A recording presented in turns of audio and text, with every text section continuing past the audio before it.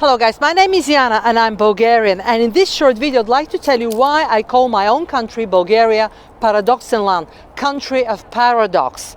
Now, I don't know how long you've been in Bulgaria, but by now you'll have found out that this is a country that's very difficult to understand and a culture that's very difficult to handle. And believe you me, it's very difficult to handle even for us Bulgarian people. It's not very easy to understand Bulgaria.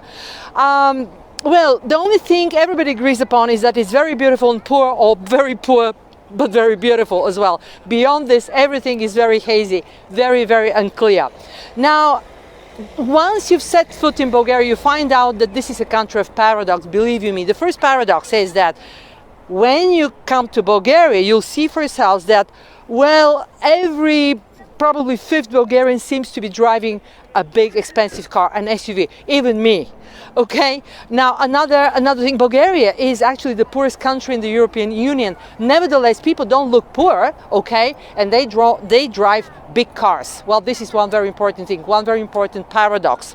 Okay, another paradox is that Bulgarians own their homes. We own our homes, all of us. Well, of course, most of us, okay, probably more than 90% or even more than that, okay. Of course, unfortunately, there are homeless people in Bulgaria, but even they used to own their homes.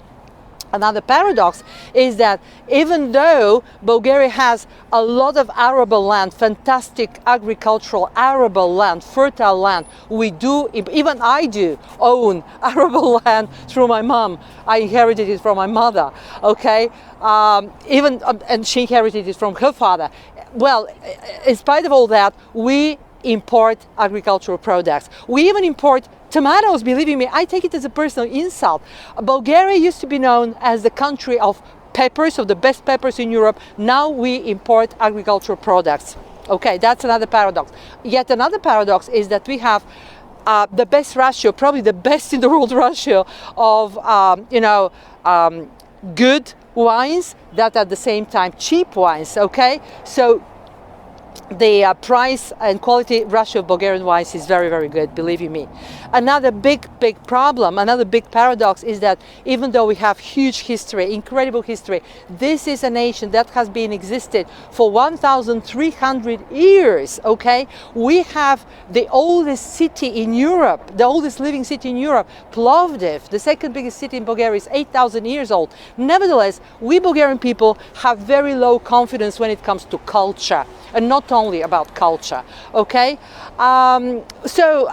I think through my videos I'd like to explain some of these paradoxes. I'd like to tell you a little more about my lovely culture. I'd like to help both foreign people who are interested in this culture and Bulgarian people, my compatriots, enjoy this culture more because we have incredible culture.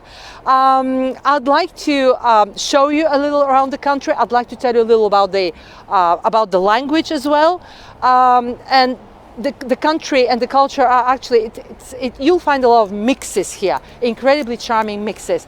But the biggest thing that I'd like to tell you about is the fact that even though this country has an incredible history, Bulgarians still have problems with their identity. We Bulgarians still don't know enough about our history, don't know enough about our culture and about our language. And this is why we actually we still have problems with our identity. Now, I hope to be able to explain all this a little in my videos, in my future videos. What you can see, and greetings from Sofia, Bulgaria, thanks for watching, okay? What you can see behind me is the National Gallery of Bulgaria, but this is the former Royal Palace of Bulgaria. As you know, Bulgaria used to be a kingdom, but then it became a communist republic in 1944.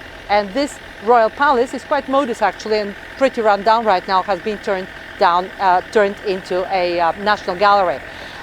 Where I'm standing right now is actually a parking lot, and before that, in communist times, it used to be the place where the mausoleum of Georgy Dimitrov was situated.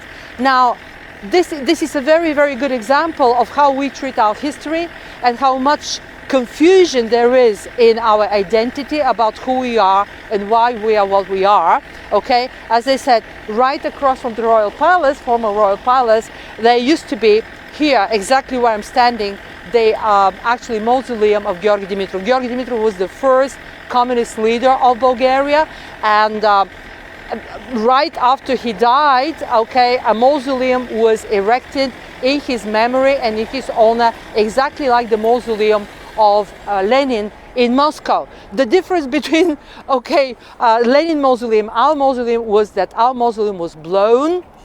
Actually, it was demolished. It was demolished well after the Berlin Wall fell, after democracy set foot in Bulgaria. And this little example shows you how we treat our history, how we treat our identity, and how confused sometimes the Bulgarian nation is about its own identity.